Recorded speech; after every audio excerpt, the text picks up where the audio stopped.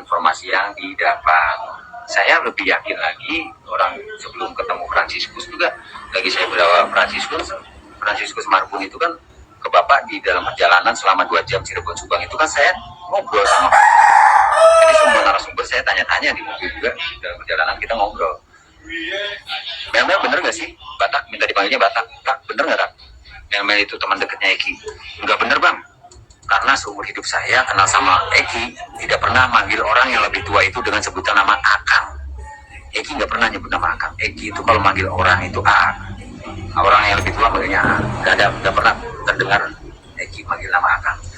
Terus Batak pernah nggak lihat Mel? Ya nggak pernah Bang. Nggak ada. Fransiskus Marbun alias Batak itu bilang begitu ke saya. Terungkap fakta baru mengenai sosok Mel, pria yang mengaku teman dekat Eki dan melihat langsung kejadian pembunuhan pada tahun 2016 itu. Namun, kesaksiannya dinilai banyak pihak palsu. Sosoknya belakangan diungkap oleh orang dekat Deddy Mulyadi. Ternyata, ia bukanlah teman dekat Eki, seperti pengakuannya. Mel merupakan seorang narapidana di Bengkulu. Tetangga para terpidana sekaligus asisten Deddy Mulyadi, Ferry Herianto, mengatakan kepada publik agar tidak lagi mencari sosok Mel.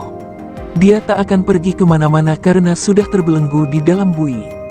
Bahkan, Mel bisa-bisanya diwawancarai oleh salah satu stasiun TV swasta saat di dalam penjara.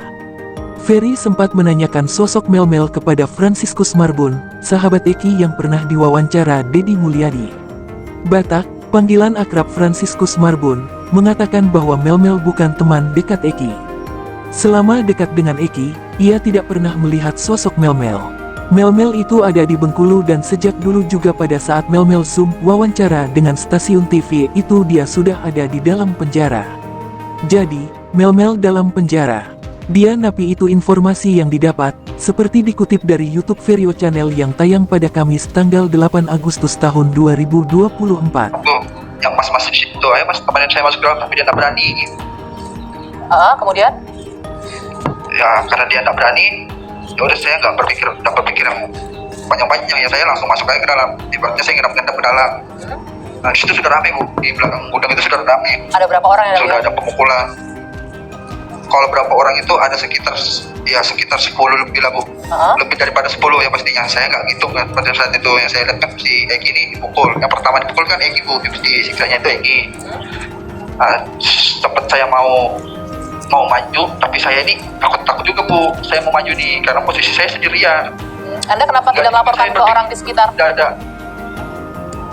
Pada saat itu sepi memang Bu. Oke. Gak ada sama sekali orang. Kemudian yang terjadi setelah Eki dipukul, apa yang terjadi dengan Vina? Setelah Eki dipukul, Eki sudah saya lihat juga sudah nggak bergerak kayaknya itu. Baru lama si Vina ini yang disiksa.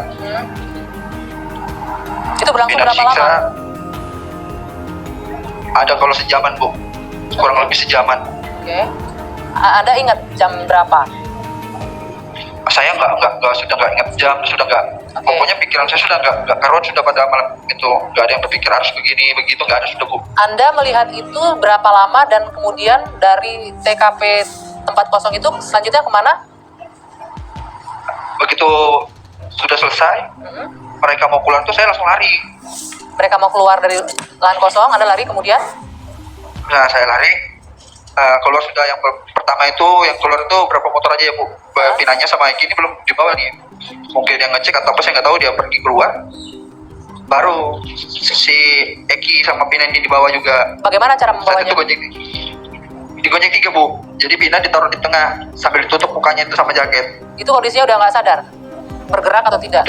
Udah nggak ada pergerakan sudah. Oke. Kemudian? Nah, saya langsung ambil motor juga. Saya ngikutin dari depan, tapi jaraknya saya sama mereka itu agak lumayan jauh lah Bu. Yang pastinya saya melihatkan pertama itu dia tuh di bawah jembatan. Nah, sempat di bawah jembatan, habis bawah jembatan, entah kenapa langsung dibawa naik ke atas.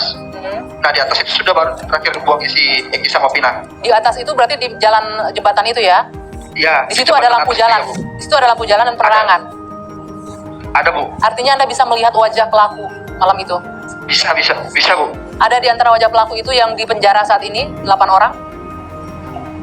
Ada Bu. Termasuk Saka Tatal? Saka Tatal ada.